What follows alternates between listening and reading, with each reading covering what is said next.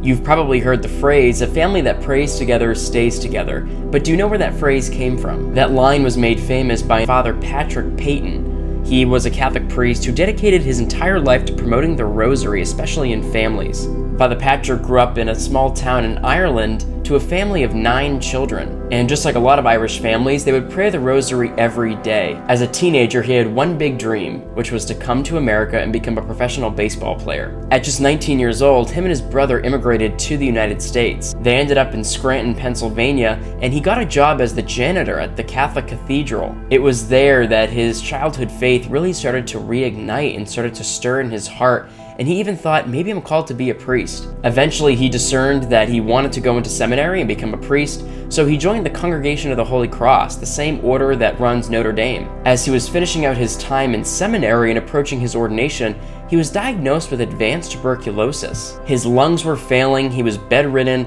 and the doctors essentially told him there's no chance at survival. At this point of desperation and hopelessness, he turned to Our Lady, specifically praying the Rosary for his healing. He told Our Lady, and I quote, "If I live, I will dedicate every moment of my life to making you known and loved." Not long after this prayer, the tuberculosis had completely disappeared. The doctors had no medical explanation for what had happened or how he survived this. Being true to his word, especially to his Heavenly Mother, right after his ordination, he began his ministry promoting the Rosary and guiding families closer to the Immaculate Heart. This Marian movement that he was building would become one of the most ambitious evangelization efforts of the 20th century. He founded the Family Rosary Crusade, which used radio and film and other means of communication to spread Marian devotion. He started hosting massive rosary rallies around the world. In Manila, Philippines, over 2 million people showed up for the Rosary Rally he held. Over the course of this initiative, he hosted over 500 rallies in 28 countries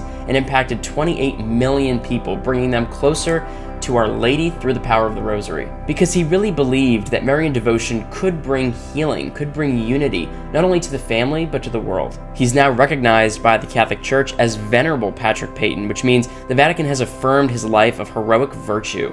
His cause for sainthood is open as people around the world continue to report spiritual gifts and favors being granted to them through the intercession of him. I just love this story that this young boy who had dreams of being a baseball player would become one of the greatest Marian apostles of the 20th century. And let us always remember, a family that prays together stays together, and a heart that stays close to Our Lady's heart will find the Lord.